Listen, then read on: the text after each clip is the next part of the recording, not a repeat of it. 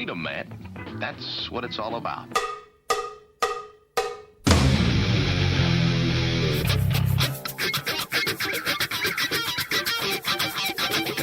You've got to groove on freedom, like the good book says.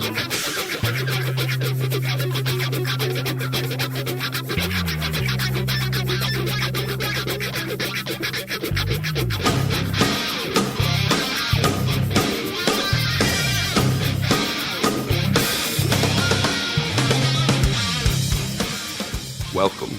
You are listening to What on Earth is Happening. This show will discuss the topics of human consciousness, mind control, natural law, the occult, and all issues that affect the freedom of the people of Earth. What on Earth is Happening will endeavor to shine light upon the darkness of our world and to offer empowering solutions to the problems we face as humanity approaches its critical moment of choice. And now, here is your host, Mark Passio.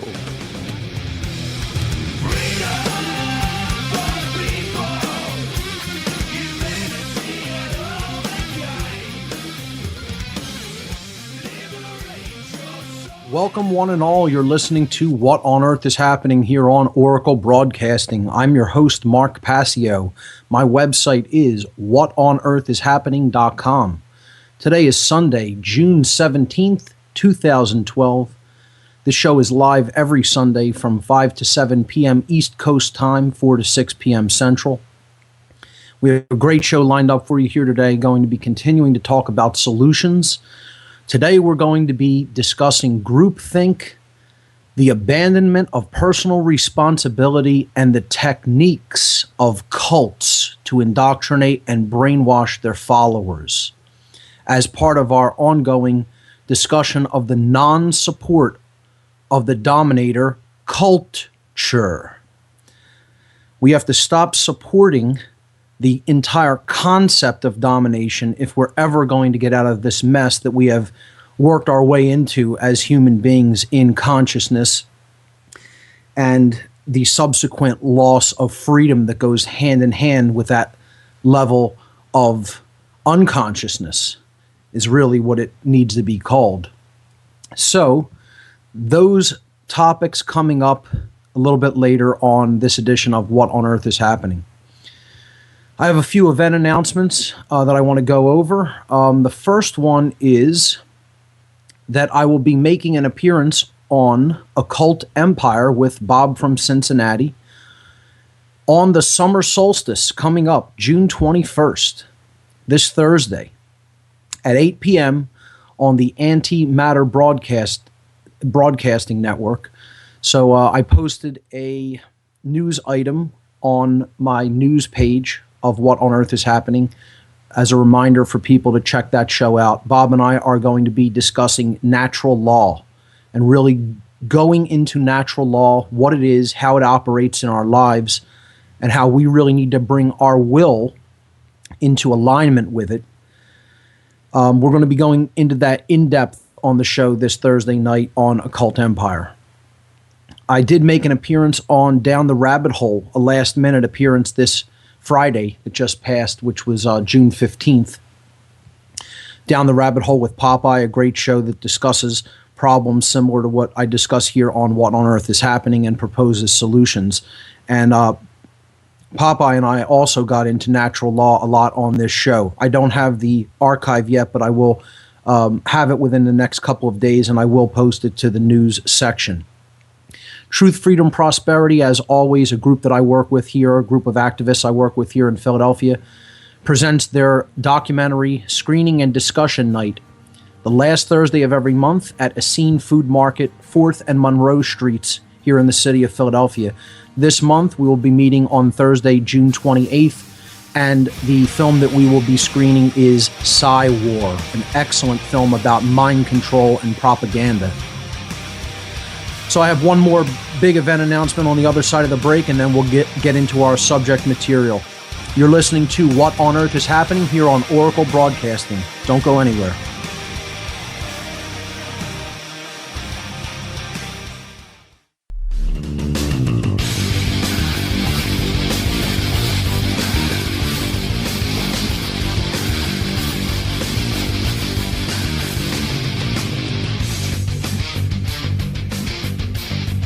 Welcome back, everyone. You're listening to What on Earth is Happening. I'm your host, Mark Passio.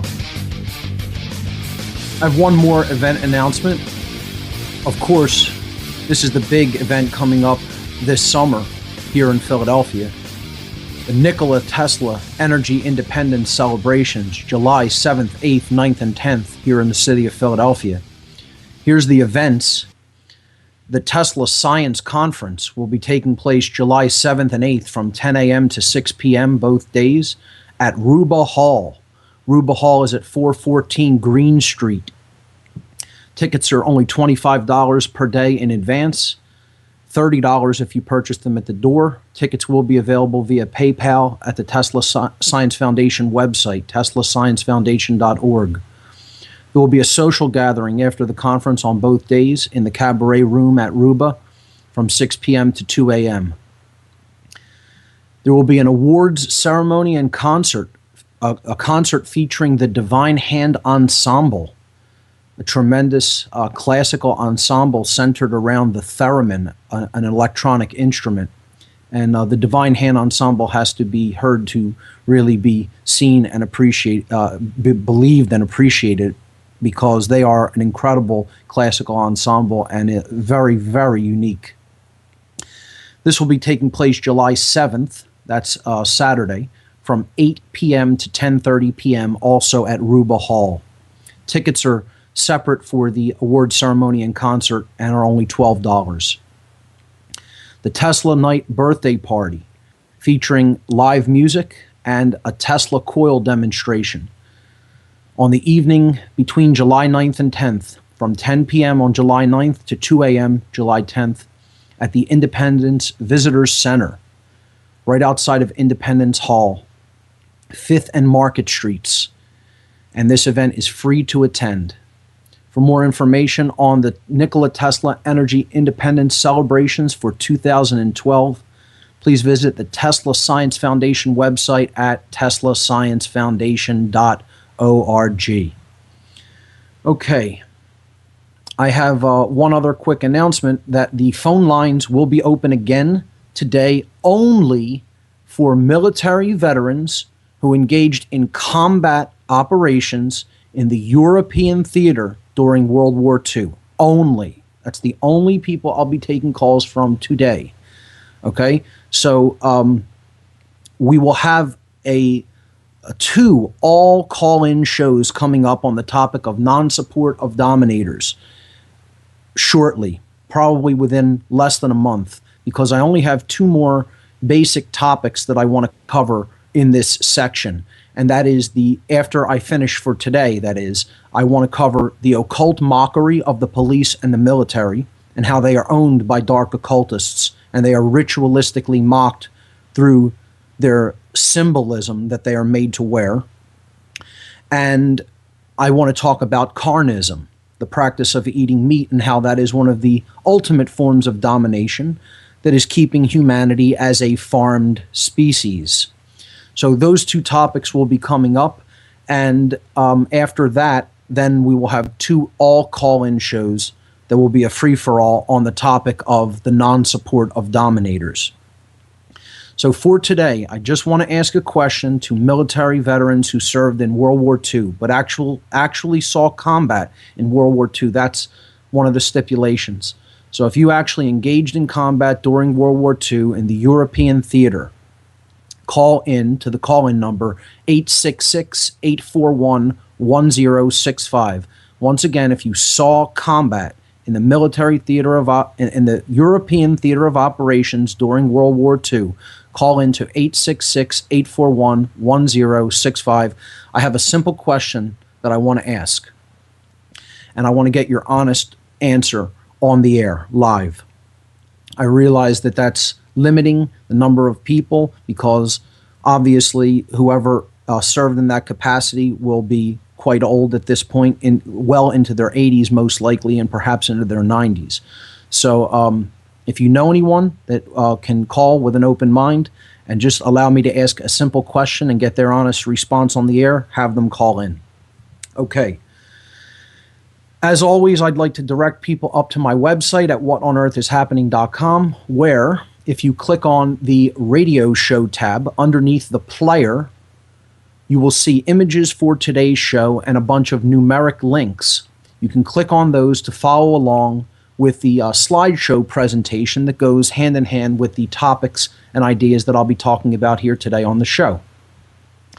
So let's jump into the subject material. Image number 1 is simply the poster for the Tesla Energy Independence celebrations here in Philadelphia.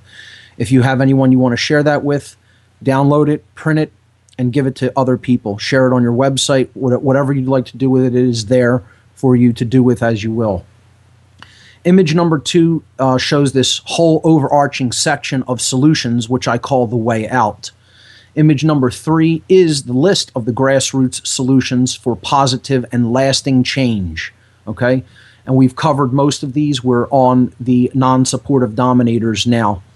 In the future, after we exhaust this particular topic, I will be talking about the use of entheogens in a conscious context, the importance of attempting to keep our thinking on the positive end and not get into 100% doom think. I know that's pretty difficult, believe me, where we're at. I understand that, but it is something we should strive to do. And then helping others to awaken, which is part of personal responsibility. Once you understand enough to at least be able to elucidate it verbally and communicate it to other people, then you have a responsibility to help other people out of their trance. So those topics will be coming up in the solutions section. And then I will be looking for people to come on that talk about solutions. And I'll be interviewing many people and having a lot of interviews that I'll be conducting with other guests. And we'll have some people call in and ask guest questions. I want solution-oriented approaches. That's really what I want to cover. People who already obviously know the problem, but are really talking about how to make a dent in the problem so that we can move toward a solution in consciousness. Okay, so this section, of course, has been the non-supportive dominators, which we have been covering for the last several weeks, and we have a couple more weeks at least to cover on this topic. And then we'll finally be reopening the phone lines, as I said. Last week on the show, we covered the concept of selflessness and how it differs from selflessness, which is the concept of really being unselfish and altruistic, motivated by our desire to improve and evolve our higher self. That's true selflessness. We talked about selflessness, this concept of the abandonment of the true self, the condition of having lost the connection to the higher self, okay? And in this state, the person is only motivated by lower instincts, by base consciousness. They're only motivated toward selfishness. They're driven by self-preservation only, the preservation of the lower self, the body, okay? The ego and the body. But they're not motivated toward anything higher, not toward truth, toward justice, toward freedom, only what they can get out of the situation. This was called selflessness, as we described it last week. And I'll continue to be talking about that a little bit before we jump into our techniques of cults that are used against willing followers. We'll be right back.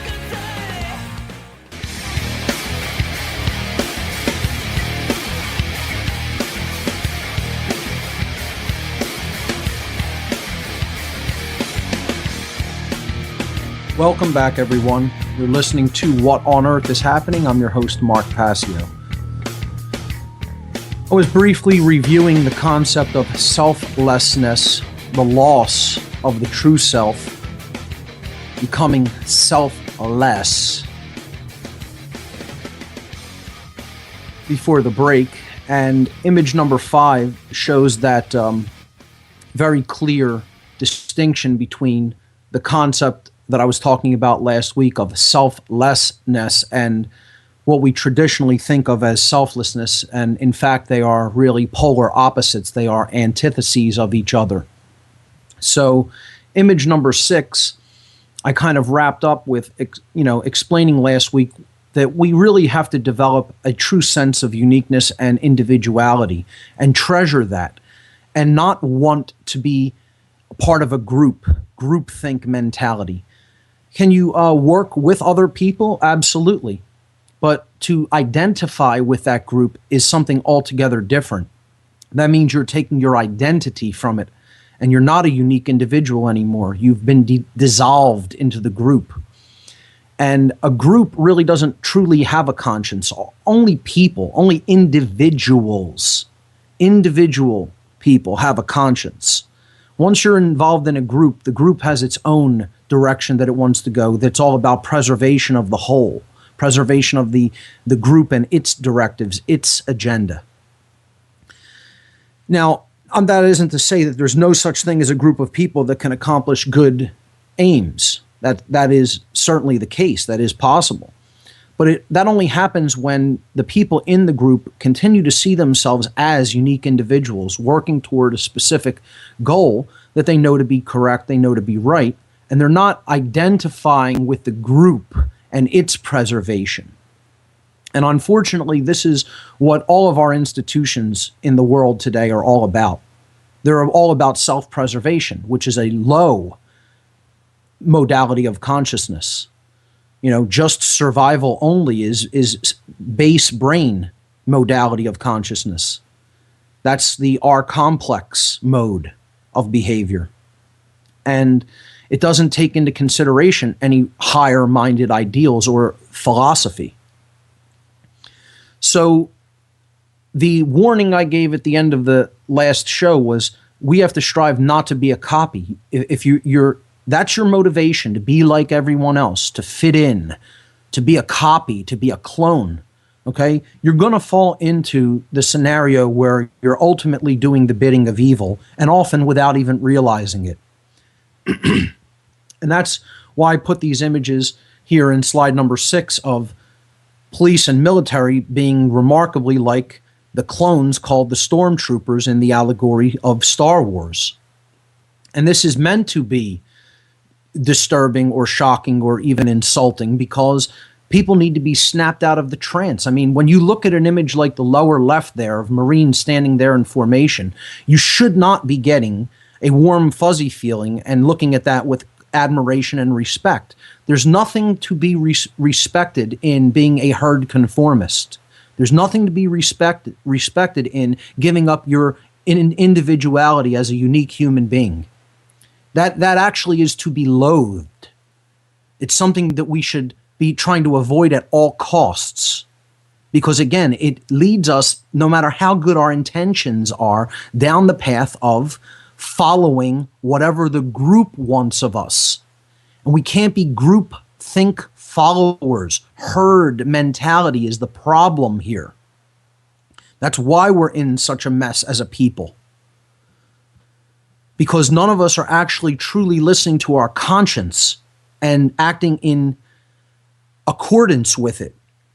We're going along with the group and following its dictates, following its agenda, what it wants of us. And we're basing our behavior, we're basing our decisions and our actions on what we think the group expects of us. And it can't be like that if we're ever really going to prosper. If we're ever going to move into a way of being where we thrive and we're not creating unimaginable self-inflicted suffering for ourselves.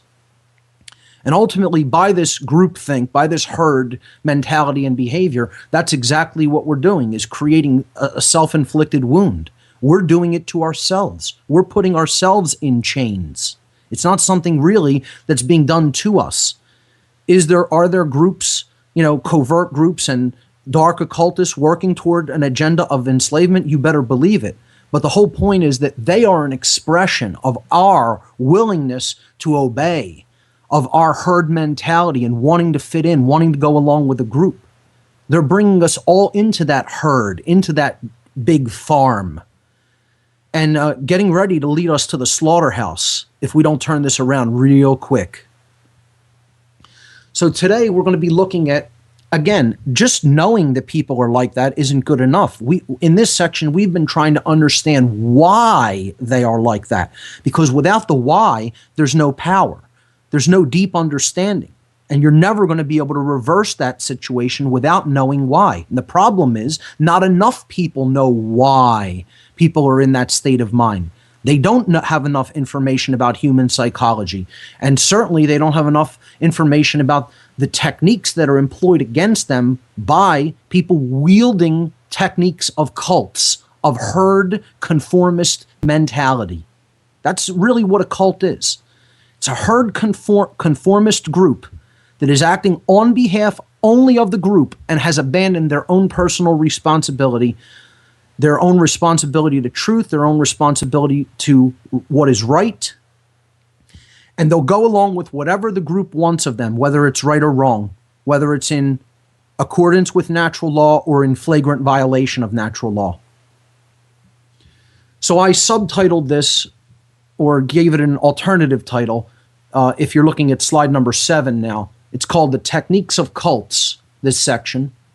Or, alternatively, How to Brainwash Willing Followers Who Want to Give Away Personal Responsibility for Their Own Actions. That's what all cult members are.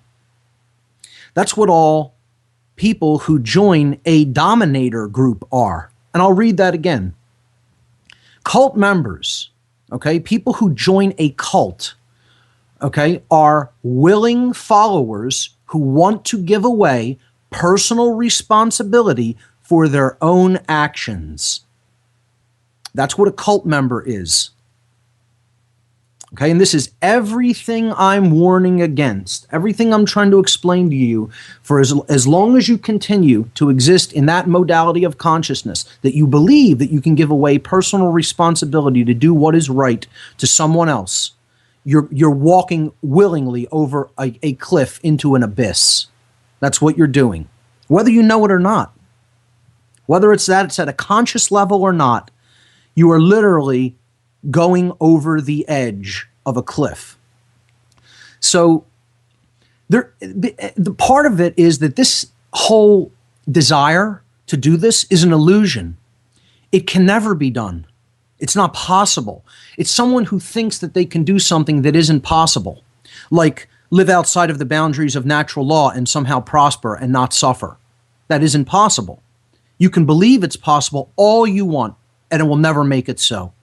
The same goes with the abandonment of personal responsibility. You can only believe and imagine that you can do this. It's one of the really negative uses of the imagination. Okay, we have this powerful imagination, and it's there to make us capable of doing great things. But can it be abused? Yes, it can be abused. And people imagine that they can do things that they cannot really do, that isn't possible. They can engage in illusion through the abuse of imagination.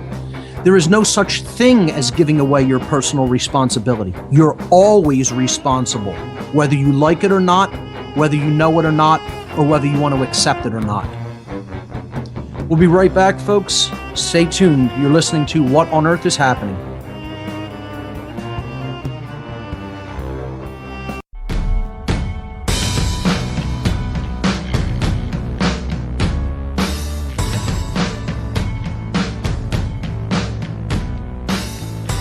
Okay, everyone, we're back.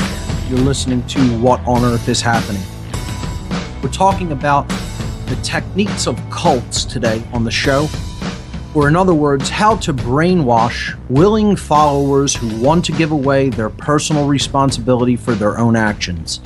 Something that can never really be done, giving away your personal responsibility, but something that absolutely can be done is how to brainwash someone who thinks they can give away their personal responsibility. See, people will ask, well, you said you're going to talk about solutions, so why are you talking about the techniques of cults? You know, wouldn't this go hand in hand with the problem?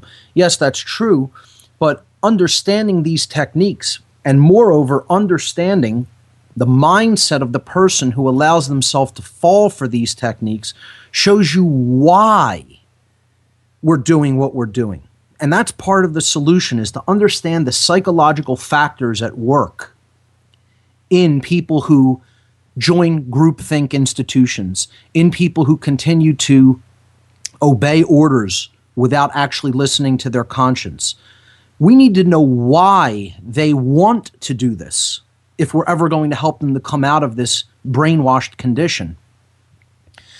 It all comes down ultimately to self-respect.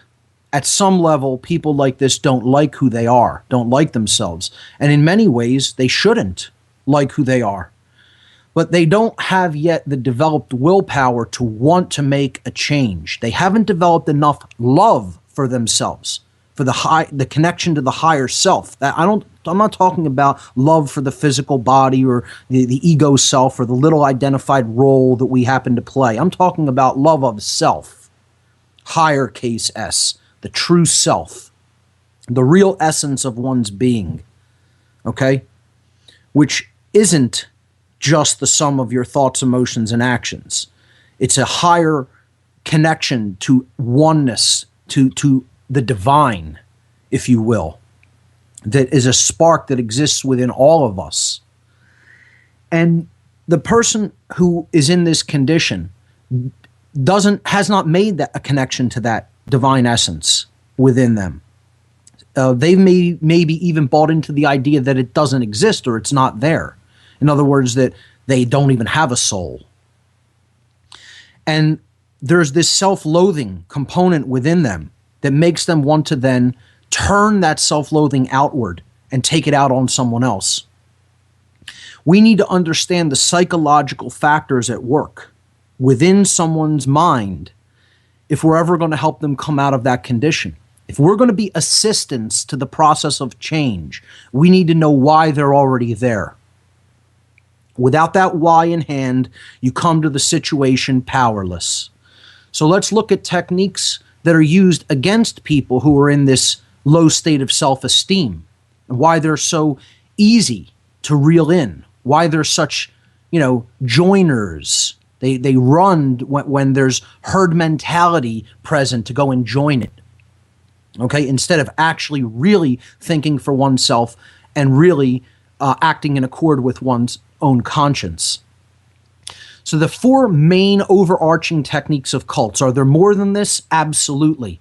These are the four big ones, okay, that form the umbrella under which a lot of the other techniques are a subsection, a subset of techniques, okay? But these are the four overarching techniques that every cult, every herd mentality group uses against their joiners or followers. And these four techniques are isolation. That's number one, isolation. Number two, conformity. Number three, indoctrination through repetition.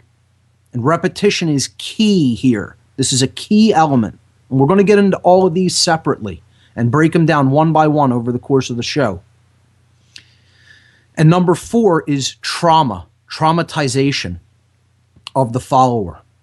So isolation, conformity, indoctrination through repetition, and trauma are the four overarching or umbrella techniques, if you will, of cult initiation. And no, I'm not saying the word occult. This isn't occult initiation. This is cult member initiation. Okay? In other words, how to make a robot, a human robot, a biological android, someone that will follow orders unquestioningly, give themselves up, give up the true self, give themselves up even bodily. Hell, not even just give up the true self, give up the lower self too. Give up both selves, okay? The connection to the higher self is abandoned already, and they're giving up the body as well, and any of the actions and behaviors that can be taken with the body to the group or the master. See, this is what this entire show is all about. I'm not looking for followers. I don't want you to follow me. I don't care whether anybody, quote, believes what I'm saying, because belief has nothing to do with any of this. And I'm not asking anybody to believe in what I say here. I said that on show number 1. The worst thing that you could do is just absolutely believe what I'm saying without actually discovering these things for yourself through seeking the truth. I want people to become seekers of truth themselves, not followers of anything. Okay? If you want to follow anything, follow where the truth leads you. That's what you need to follow. Accept that which is, not what you want to believe is there. And certainly, I'm not looking to be anybody's guru or master. It's difficult enough to master oneself without trying to hold other people up. Okay? Now, that also doesn't mean I'm not saying once you understand what's really going on, you have no responsibility to help others to get to that level of understanding. You do. That is our personal responsibility. That's what part of our responsibility is. And I'll be talking about that on a future show. But, what I'm talking about is wanting to directly control somebody, control their actions. That comes from a deep state of the lack of self-respect and self-esteem for oneself, even having that desire at all, wanting to control somebody else's behavior. I'm not interested in controlling your behavior. Am I trying to influence people toward looking at the truth and looking at what's really there? Yes, I'm trying to be an inspiration to do that. But I have no desire to want to form a group and have that group follow me. Believe me, you would not be following anybody who is unique or special in any capacity, except maybe that I have a drive to seek the truth a little bit more than most other people do. That's about it. And that I shouldn't be special in that regard, and nor do I want to be. I think other people should develop that capacity, and I should be no one special even in that capacity. So this has absolutely nothing to do with me saying you need to believe me. I don't want you to believe anything. I want you to know that which is. That's it. The whole reason we're in this mess is because of belief. People believing in things they don't really have any empirical evidence to support. So let's look at these 4 techniques and break them down individually. The first technique is isolation, and they're all really equally important. This is key because if you don't do this, it's very difficult to continue the other techniques without anyone disrupting them or breaking it up or saying, hey, why are you letting this happen? Why are you doing this and to the person who's doing it, and why are you letting this happen to the person it's being done to? Most people would recognize this for what it is if it was really out in the open. But because it's done in secrecy and private for the most part, it's done in an isolated section of the world, removed from the rest of the community. See, that's the key point, is that you have to be not allowed to be in constant contact with anyone who's outside of this group. That's why all cults isolate their members in some respect or another, whether it be, a religious cult that makes people go and live with them, okay, in some kind of a commune or something like that, or whether it be military boot camp in which you're removed from the general population, the civilian population, or a police academy, which I believe is what this image is a depiction of on slide number 8. So physical separation from the rest of the community is absolutely essential. Otherwise, people will be questioning what's going on. They'll be able to compare notes, those outside of this little separatist group. You have to create an us versus them mentality. This is also key. This is also essential to create the imagination or the perception of a separation between self and others. Break's coming up. We'll stop it right there and we'll pick this up, the breakdown of cult technique number 1, isolation, on the other side. You're listening to What on Earth is Happening here on Oracle Broadcasting. Don't go anywhere. We'll be right back.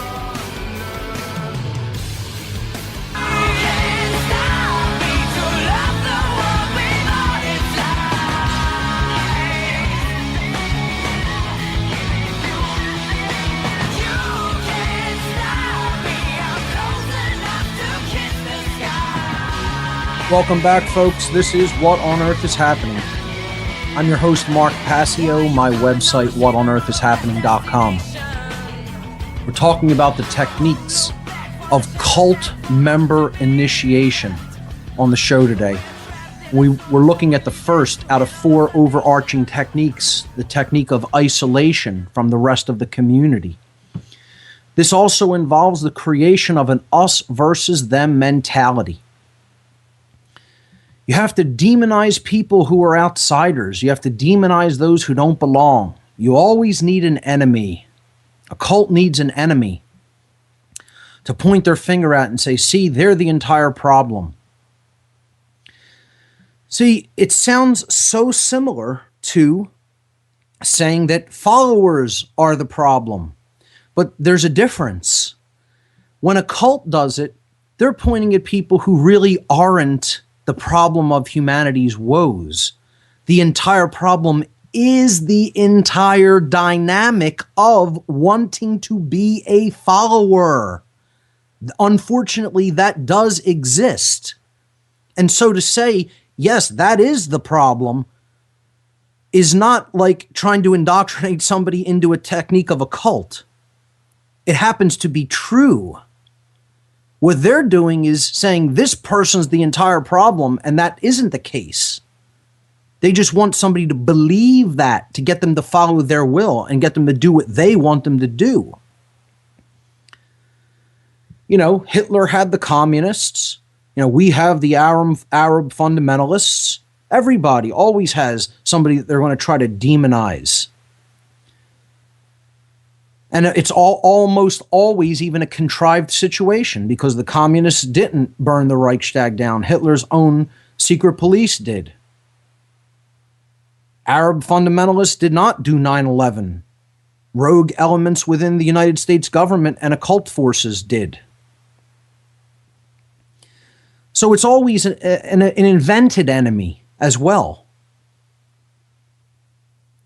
But they need an enemy there to create that dichotomy, that opposition, the oppositional consciousness of us versus them. This always gets people to look outward, never inward. See, I'm always asking people, you need to turn your gaze inward. Are you part of the dynamic that's creating the problem? And if you see any part of your self that is part of that dynamic, you need to withdraw from it. Saying no. That's what the process of apophysis is all about. Taking a good hard look at the self. Stop pointing the finger outward. We need to point the finger inward upon ourselves as individuals, and then help other people to do that same process. That's what development of respect is about. Taking another look at oneself. And there's too little of that. And there's too much external finger pointing. I coined a term on the Down the Rabbit Hole show on Friday night with Popeye. I coined the term the My Freedom movement. Because we don't have a real freedom movement of people who really want to affect a true, lasting, positive change, a true solution. We don't really have that yet in mass numbers. We have what I call the My Freedom movement. Because it's people who are interested in themselves being free. But when it comes to the freedom of all, and it comes to being told that, hey, you're a part of this dynamic that's destroying human freedom in certain things you're doing. They don't want to hear that. Then I'm the bad guy for bringing that message. Then I get demonized for pointing something out that's in contradiction with natural law. See, everybody will listen to somebody up to a point where then you start telling them, hey, there's something you're doing here that is problematic, that is contributing to the problem. And then I don't want to hear anything. I don't want to hear a word forward from that, because you've touched a nerve, you know? So from now on, I don't call it the freedom movement, whatever we call this thing, this alternative research community that we have. I call it the My Freedom movement. Because it's largely a group of people who have recognized that their freedom, their personal freedom is being accosted. But when it comes to the freedom of all, it's, you know, of very little consequence or significance to them. You know, my wallet's being affected. You know, my personal liberties are being affected, but hey, if it's being done in that country or this place or over here and I don't see it and it doesn't really affect me, then so what? The My Freedom movement. But to go back to these techniques, isolation is probably one of the most important, because without that, again, all of these techniques would come into question. They would be called on these techniques in doing them, again, on both sides. Both halves of this groupthink dynamic, the master and the person who's being conditioned into their form of slavery, would be questioned by outsiders. The master, would be, it would be put to him, why are you doing this? Do you think you have a right to do this to another human being? And the follower would be questioned. Something would be said to him like, why are you allowing this to be done? Can't you see what this person's trying to do? But in an isolated setting, no objections ever get raised. And it just can continue on unabated, the indoctrination techniques, So let's move on to cult technique number 2.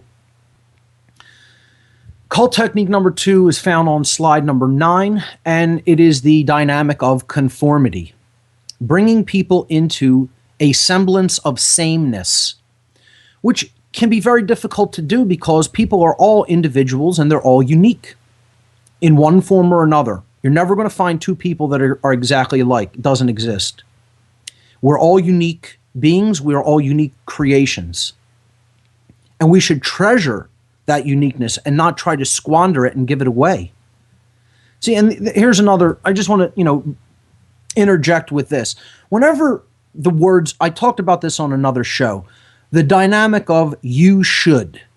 This is something that people insist should never be said to another person, because it's the immediate engagement of the ego. And I say that that's utter bunk, because this is the problem, ladies and gentlemen. No one is ever saying you should not do this. You should not be acting like this. They don't want to step on somebody else's sensibility and wound their ego, because then they just say, oh, that's turning them off. The problem is that you're too accepting of their bad behavior, and nobody's calling anybody else on their bullshit, to be quite frank. That's the problem. Nobody's willing to step up and say, you should not do this. This is wrong. This is against natural law. You don't have a right. Why do you even imagine that you have the right? That's the problem. There's no one stepping up and calling people on that by saying you shouldn't do this. Okay? And it's more about saying what you shouldn't do. Again, it's apophatic in nature, the negative. The wrong things that people are doing, they should be called on them. So this whole thing of, you should never say to anybody that you should or shouldn't do this or that is new age garbage. Okay? It's walking on eggshells around evil. And nobody should walk on eggshells around evil. They should look evil in the face and call it what it is. So this technique of conformity works in a number of different ways. The first is you set all the ground rules in the environment so that people, if they act outside of those ground rules, they are completely ostracized and isolated and punished, given either physical punishments or, again, ridiculed in the group dynamic. So no individuality can be tolerated in groupthink, in herd mentality. All right? The old identity is to be broken down completely. This is why they're there. This is why they're in that state of isolated separation from the rest of the community. It's to break down the uniqueness of the individual, to get rid of the true self, any connection to it whatsoever. So one's old identity has to be completely shed so that this programming can be accepted. The cult programming can be accepted. This is how all cults operate. And you're looking in that example of two of the biggest cults in the world, and that's what they need to be seen as, what they are. The military and the police are cults. Make no mistake about it. We'll be right back, folks. Don't go anywhere.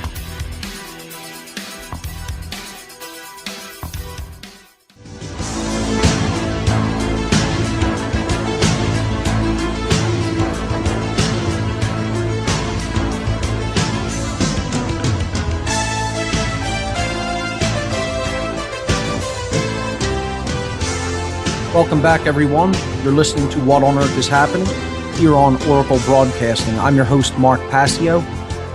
My website is whatonearthishappening.com. We're talking about the techniques of cults today on the show. They're used to indoctrinate their followers, their cult members who want to give away their personal responsibility, bring them into a conformist or herd mentality mind state, so that they will abandon their conscience and do whatever the cult leader or the group demands of them, whether it is right or wrong, whether it is in harmony with natural law or in complete opposition to natural law. So we're looking at cult technique number 2, conformity, how no individuality may be tolerated by the group. And the old identity that the person brought in when they first joined the group has to be completely shed. It has to be broken down so that a new molded personality can be built up that can only act in accordance with the group's agenda. That's why there has to be total conformity and the stamping out of any uniqueness among the members. And some of the methods that are used to accomplish this are uniforms, the shaving of heads, as we see in the military. Uniforms make everyone look the same externally, even though they have unique features, can have unique body shapes. It gives the impression upon immediately looking at the individual that they're all completely the same.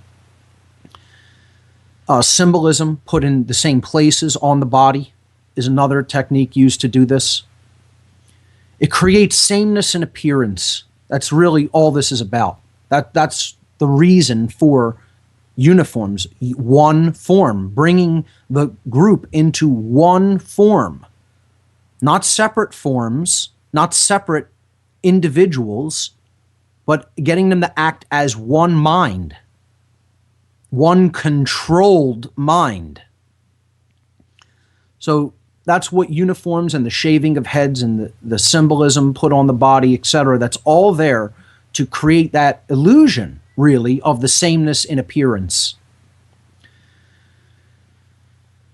There's also techniques used to employ sameness in speech and behavior. This is the idea of you have to answer a question in a particular way. You have to answer it, with a certain level of volume.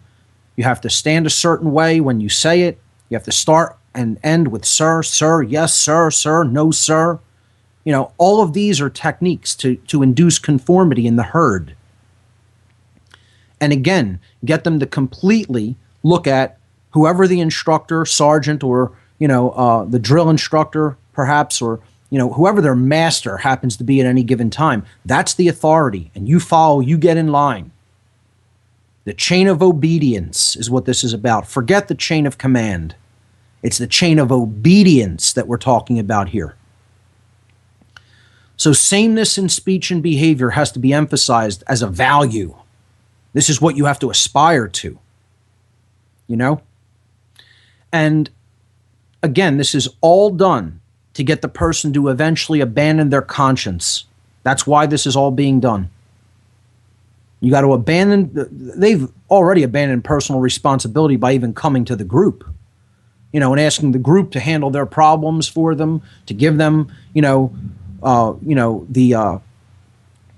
conditions of security and the conditions of predictability, etc. That's another reason people join groups and cults like this. They don't want any surprises in their life. They want that sameness. It's all based on fear, ladies and gentlemen. All based on fear of a person who really doesn't want to take a look at themselves and deal with the world as it really is. We'll be right back after these words. Stay with us.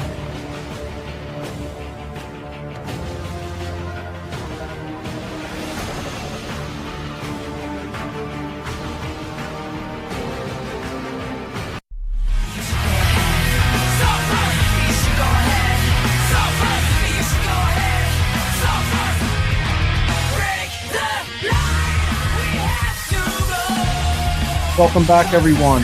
We're listening to What on Earth is Happening. Today on the show, we're talking about the techniques of cult indoctrination. How would-be gods turn their followers' brains into mush because the follower is so intent on giving up their personal responsibility, something that's not even possible, trying to do the impossible, thinking that they're going to get away with it, thinking they're going to be successful in doing it, and so that they can claim, wasn't my fault, I was only following the orders of the master. It doesn't work that way, ladies and gentlemen. It never has, and it never will. So we were looking at technique number 2, which is conformity. No individuality tolerated. The old identity must be completely stamped out. Use uniforms and other techniques to create complete sameness in appearance, and then re-emphasize sameness in speech and behavior. Get people thinking inside the box, acting inside the box, hell, even looking like they're inside a box, because they are. Let's move on to cult technique number 3, indoctrination through repetition. Repetition is one of the most critical techniques of all cult brainwashing. You have to do things and say things over and over and over and over and over again. People will say, hey, you do a lot of repeating. That's right, I do. Because one of the methods of deprogramming the brainwashed mind is also repetition. People need to hear things many times over for it to sink in, and they need to hear things for it many times over to get something out of their mind that doesn't belong there, that is doing damage, that is insulting to the soul, that is destroying the individual's unique individuality, their uniqueness, okay? And that is really destroying their conscience, their connection to the higher self, and their ability to act in accordance with conscience, with right and wrong principles. So, how do people indoctrinate others? We talked about this a lot when we talked about the section on indoctrination. And you will take note, if you're listening to this presentation, whether live or in the podcast, this is podcast 112, by the way, that all of these techniques are also used in schools and corporate institutions. The techniques are the same no matter what kind of hierarchical structure we're talking about. No matter what kind of hierarchically structured institution, no matter what kind of compartmentalized institution we're talking about, these techniques universally apply. So by all means, these are the techniques that are used in schooling. And notice I'm not saying real education. They're the techniques used in modern schooling or indoctrination. So we talked a lot about what indoctrination was, but we want to talk about how does this work through repetition, because that's the main methodology that indoctrination is used in the military and the police. Here you see images of military cadets in training on the left there. Is sitting in a class at rapt attention, and there on the right you see an image of a drill instructor at a police academy marching his unit in step and chanting. So let's look at the word indoctrination first to get a better understanding of what this really is about. Indoctrination means speaking into through 3 ways. That's what indoctrination is. Or just simply speaking into 3 ways. That's what the word indoctrination actually breaks down to in its etymology. 3 methods of speaking into. So indoctrination isn't real education. If you look up the etymology of the word education, it comes from educo in Latin, which means to lead out. Educare in Latin means to lead out of. And what education is doing is to lead someone out of ignorance, out of darkness. That's what real education does. That's not what indoctrination does. That's speaking something into someone. That's putting a program there that ultimately doesn't belong there if they're going to be led out of darkness. See, real education could also mean to draw out that which is within. Then this goes to, back to a great concept that was spoken by words in the Gnostic gospel attributed to Christ, that if we bring forth that which is within us, that which we bring forth will save us, will be our salvation. In other words, if we bring forth the inner self, we will save ourselves. But if we do not bring forth that which is within us, that which we do not bring forth will destroy us. This is all about self-respect. This is all about making the connection to the higher self. If we do that, we're going to be okay. If we don't do that, we're going to be doomed. We don't deal with our inner self, with our psychic garbage. We don't look at the shadow self, at the demon sides of the self. That's going to come back and bite us.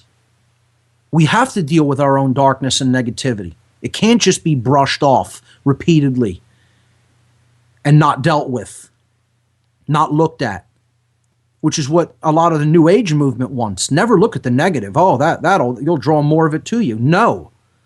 The whole problem is most people aren't dealing with the negative that exists within them and trying to transmute it into something more positive, to work with the shadow material and eventually integrate it so that it's not ruling.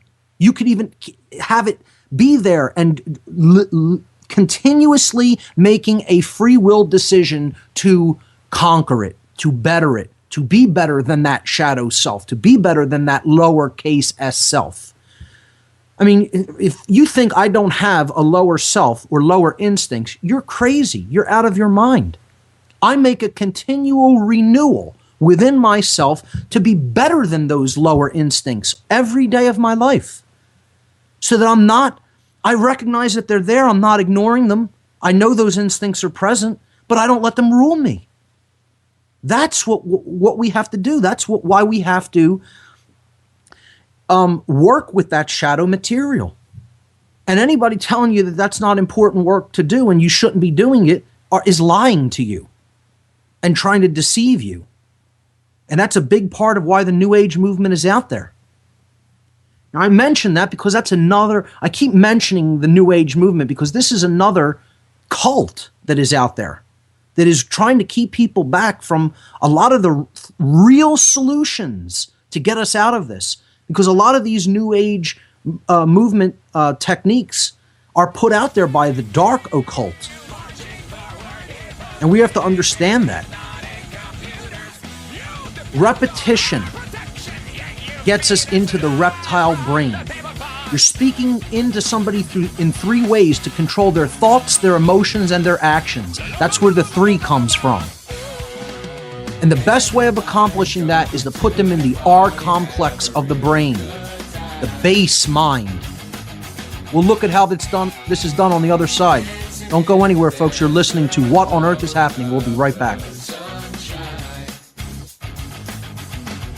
Free or Die Radio with Lee Rogers, the most dangerous talk show in America. Weekdays at 9 p.m. Central on Oracle Broadcasting.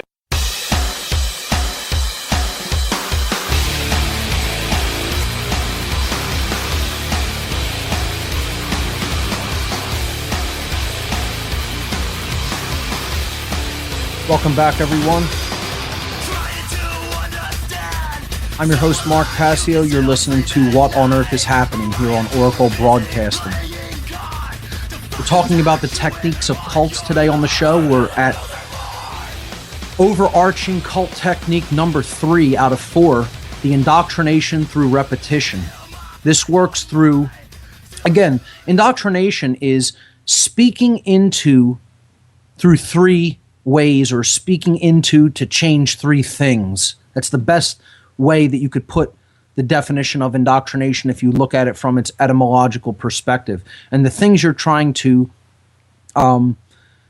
change, or the things you're trying to control, is thought, emotion, and action. And you do this by speaking into, not trying to lead someone out of, not trying to draw someone out, something out that is within the being, okay? The draw out the essence of the true self, okay? And allow the person to work with that higher essence. You want to completely stamp that out and just program them through words.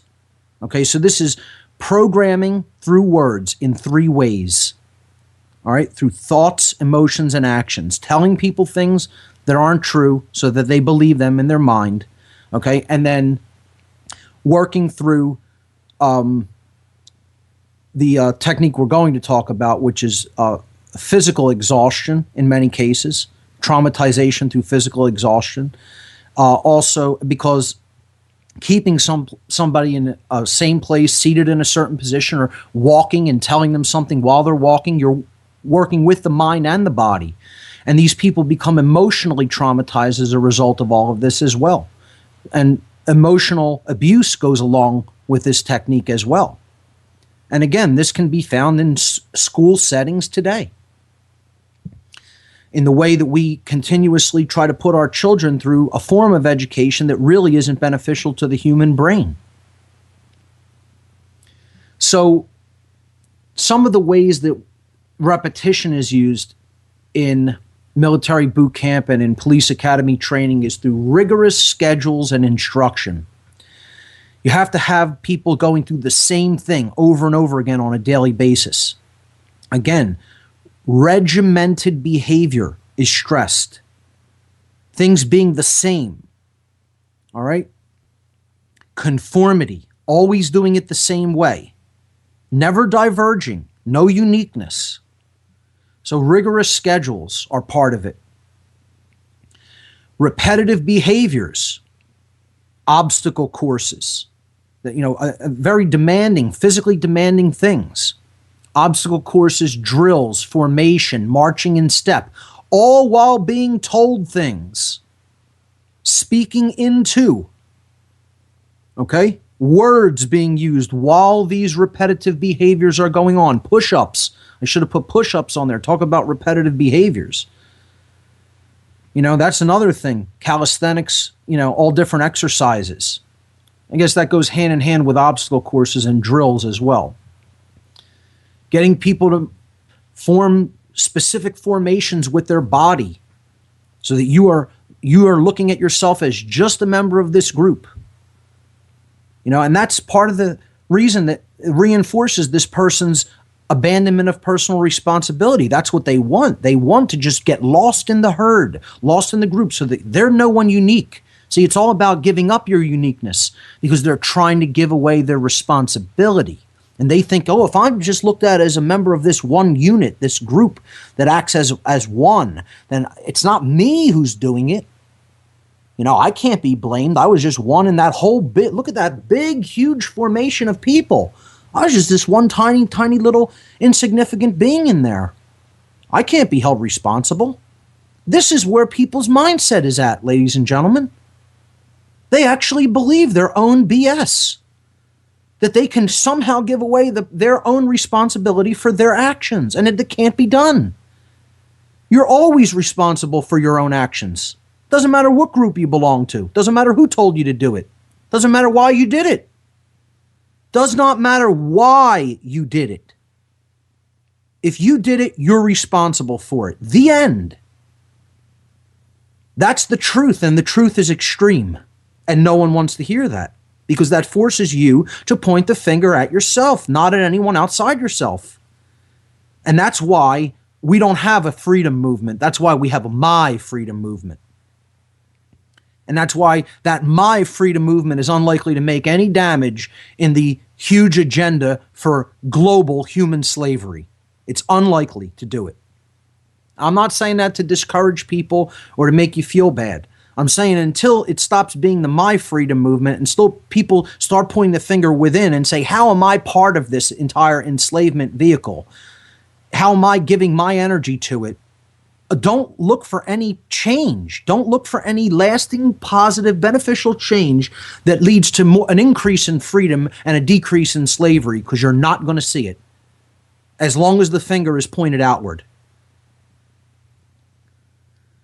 So another method of these repetition techniques is the repeating of phrases, chants, or songs. And you see this in the military and in police academies. When we march in step, we're going to, keep chanting left, right, left, right, or we're going to sing some ridiculous song over and over and over again during the march. Non-stop repetition. It puts you into the R complex of the brain, doing the same thing over and over. Not only are you doing the same thing over and over again with your body, with your extremities, you're doing it with your mouth, with your voice. And this is all going into the ears and going into the subconscious. And it works there. It nests there. It's all about getting you in the box.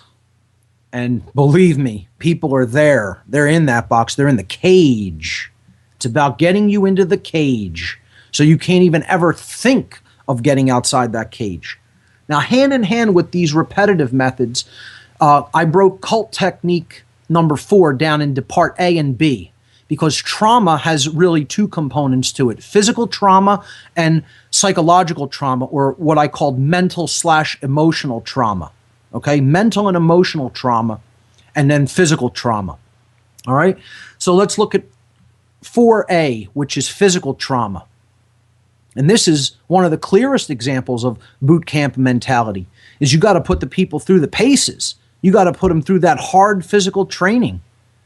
High levels of physical activity to such an extent that it takes the recruits, the followers, to the point of exhaustion, of physical collapse sometimes. And you do that on a daily basis, over and over again. So there on the left, you see a drill instructor, mocking a person who's reached the point of complete exhaustion. And the other troops joining in on it. Join in on the mockery of this person who's physically collapsed.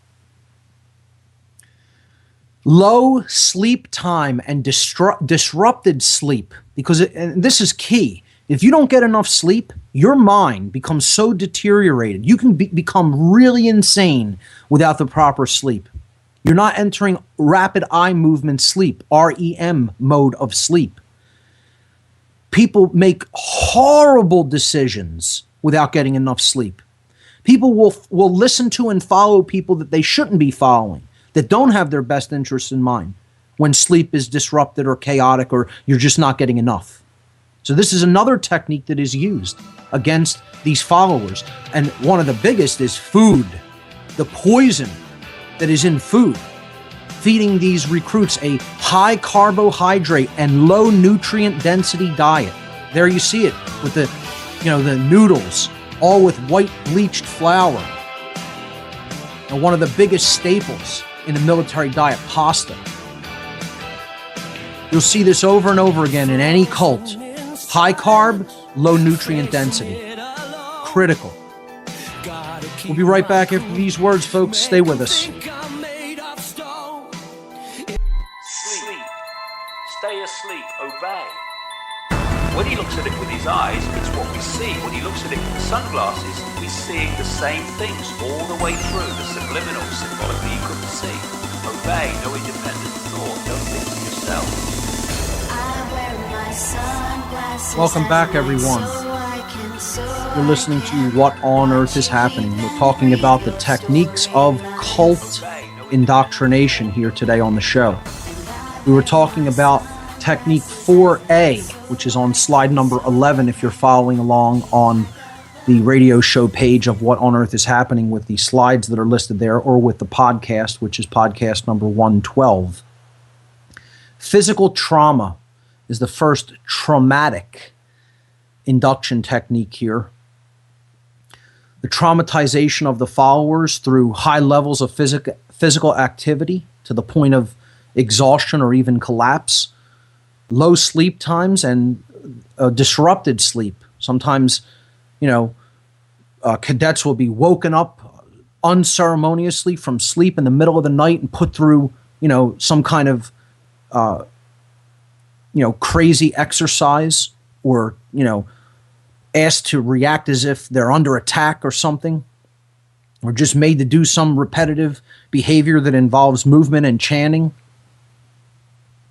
or for inspection,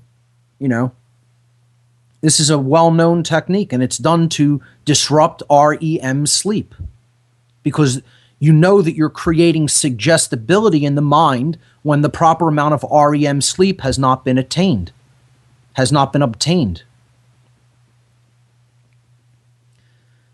That will lower someone's defenses. That will open them up to suggestion.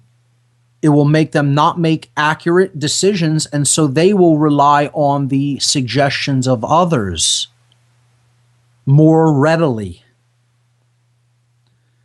And then, of course, the diet: high carbohydrate, low nutrient density.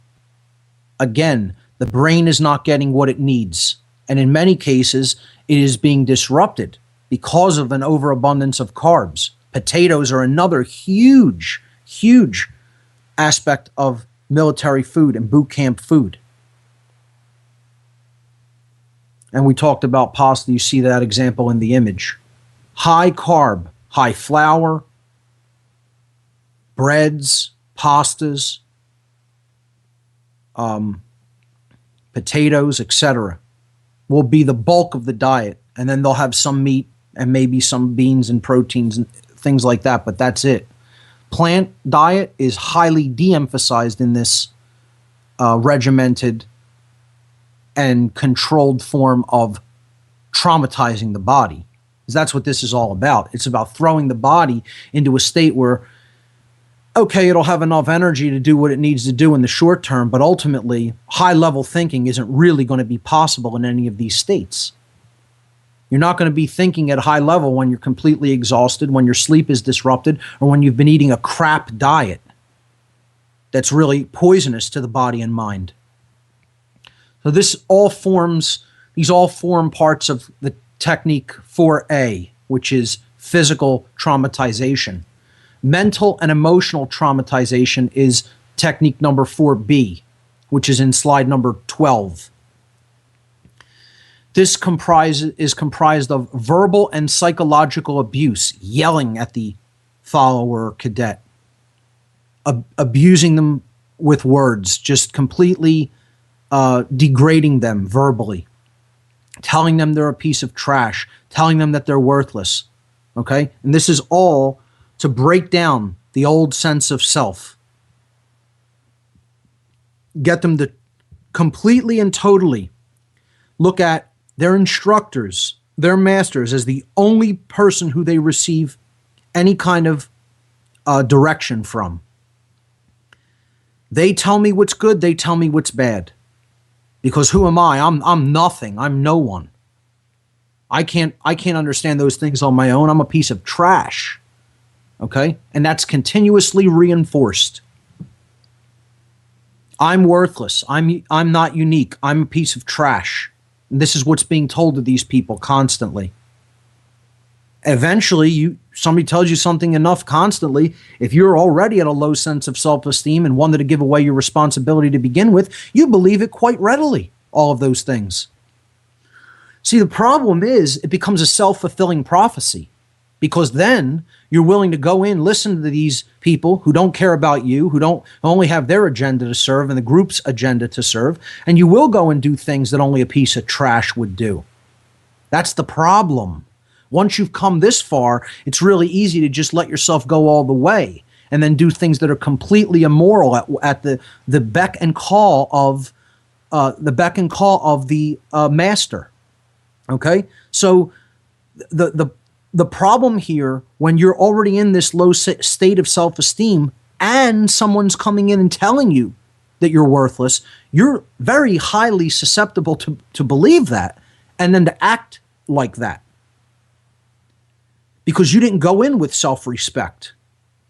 And the respect that they talk about in the military is all illusory respect. It isn't real, true self-respect. It's all based on violence. It's all based on power in the physical sense, not real power. Power with a lowercase p.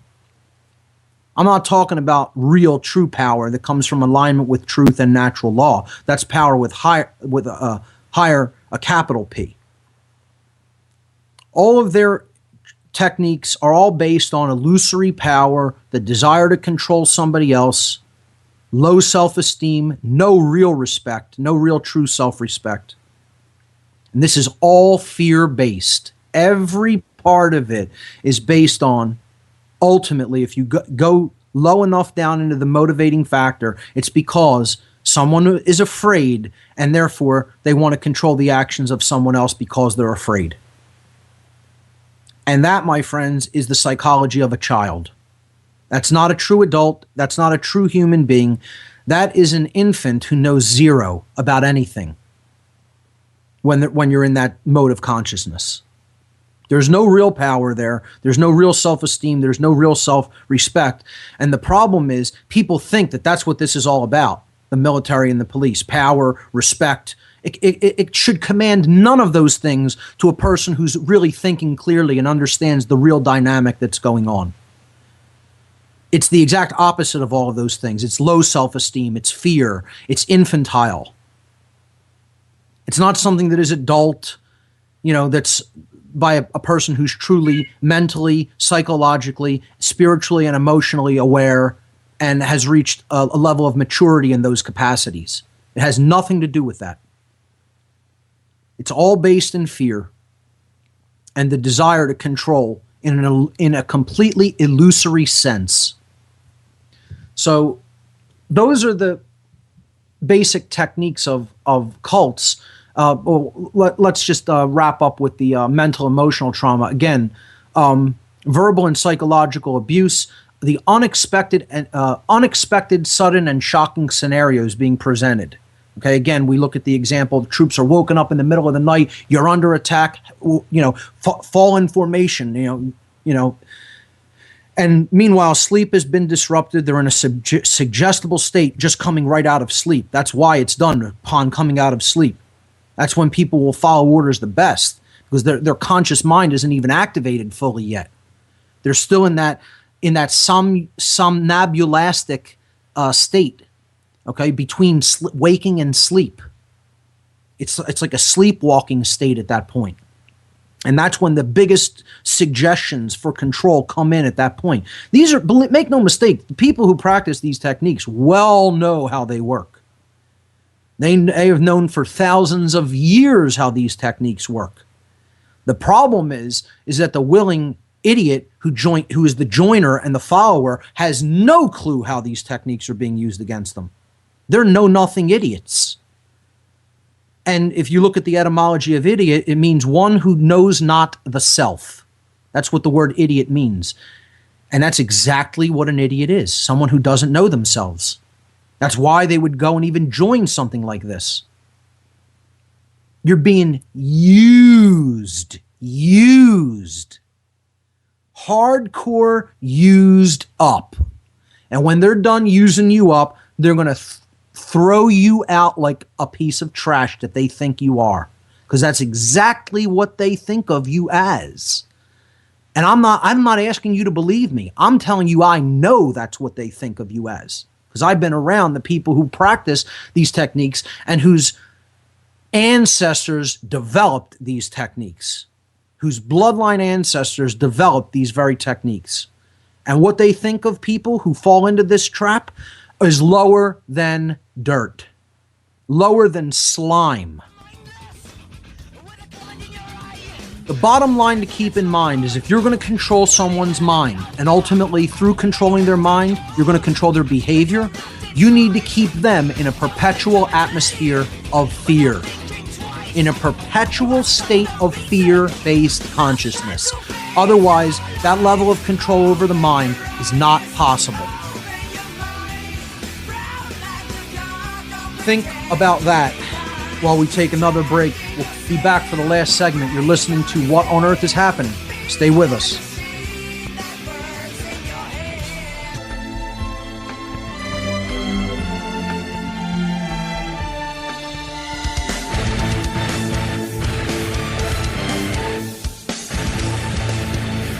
Welcome back, everyone. This is the last segment for this edition of What on Earth is Happening. I just wrapped up with the techniques of cults that are used to indoctrinate and ultimately to control the minds and behaviors of followers who actually believe that they can give up their personal responsibility, something that I've reemphasized over and over and over again is impossible. You are always responsible for your own actions, regardless of what you claim. That happens to be an immutable truth. And I wanted to talk about when I say that people who do this are idiots, they're morons, they're not really smart, they're not intelligent at all. People will say, well, you're just trying to insult someone. No, that isn't what I'm doing. What I'm doing is stating the fact of the matter. Someone who falls for this, and even does it, if we want to even talk about it, it's all of them. It's not even just the people who fall for them. It's the people who are doing this to these people, who are taking them into this scam, this scheme to control their mind. None of them are intelligent because they're all ultimately either left-brained imbalanced or right-brained imbalanced. See, a right-brained imbalanced person is a person who doesn't really care about themselves, who allows someone else to dominate and control them. And in that state, they could be molded into an even, into a left-brain individual or further into the right brain as a victim identifier. Once you're in the state of being controlled, you can be controlled, and the output will be determined by the person controlling you. Once somebody takes control over that which is being input into someone's mind, they have control over what the outcome is going to be. They have control over what that person is going to be like when they output them from that program. Okay? This is literally like a computer program. Garbage goes in, garbage goes out. Bad input leads to bad output. It's that simple. It really is that simple of an equation. So when I say that these people are stupid, that they're not intelligent, I mean it. Literally. They are not intelligent people. And this leads to the question, what is true intelligence? See, when we use the word intelligence in the modern world, it's often a complete misnomer, and we do not really understand what this word means. We think intelligence in the modern world is equated with intellect, with left-brained only intellect, not intelligence, okay? Intellect is not intelligence. Intellect is a component of intelligence. This is what needs to be understood. So when people say, oh, you say that soldiers are dumb or cops are dumb, that they're not intelligent, okay? I know a lot of intelligent police. I know a lot of intelligent military personnel. No, you don't. You may know police or military that are intellectual, that have developed some capacity of intellect, but they're not intelligent. These are not the same and cannot be equated. Intellect is only one component of intelligence, okay? And it's the left brain half. It's the masculine component, the part that is analytical, logical, precise, repetitive, and organized. But it has absolutely nothing to do with true intelligence. I shouldn't say it has nothing to do. It is a part of that, but it is not the totality of true intelligence. True intelligence is the intellect combined with the right-brained aspects of the individual, which is intuition, the feminine component of intelligence, which governs our creative self, our creative aspects, the imagination, looking at things in general terms, holistic terms, intuitive capacities, conceptual thinking, seeing the big picture, which most certainly people in that left brain mindset run through the ringer of military and police training, which is what you do to an animal, train them through repetition.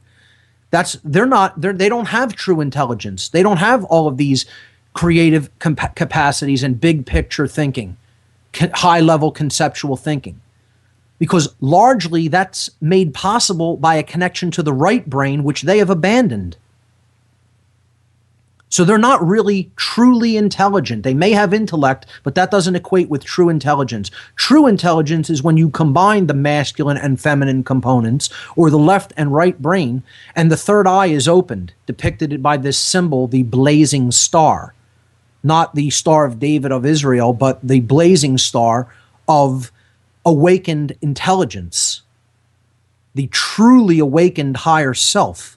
This used to be called the Seal of Solomon. But an even older name for it is simply the blazing star, because it is the combination of the male blade, which represents the intellect, and the feminine chalice, which represents the intuitive capacities and creative capacities and nurturing capacities. Both of them need to be combined, and we shouldn't be imbalanced toward one side or the other. And both of these need to be united ultimately with care. Care is the real third principle. The heart has to come into play to develop true intelligence. That happens when the left and right brain are operating in balance, in true balance, with true intelligence. And look at the word intelle, the first part of intelligence. Intellect, intellect. It's the left part of the brain, and it's the left-hand side of the word when you read it in English. The right side is gens. Gen comes from genere in Latin, meaning to create. So intellect plus creativity is intelligence. It's right in the word, ladies and gentlemen, right in the word, and hardly anyone ever sees it. So we need to stop associating and identifying just intellect, which is just left brain modality, with true intelligence, because the two are not the same. And the real solutions to all of this is personal responsibility and self-respect. We cannot give away personal responsibility. In slide number 14, I'm showing you where the entire human species, the whole human race is going. Not some of us, all of us, because we're all tied together. We're all in the same situation together, whether we like it or not. And if we do not stop trying to give away, quote unquote, give away, because it can't really be done, our personal responsibility, this is what we're doing. We are lemmings walking over a cliff to our doom. That's simply the case. Personal responsibility is yours whether you like it or not. It's an inherent, immutable law of nature. By the fact that you are in the cosmos, you are responsible for your actions. By the fact that you are in the cosmos in the form that you are currently in a human form, means, by definition, that you are responsible for your actions. And you cannot give that responsibility to another. Slide number 15, saying no is the solution.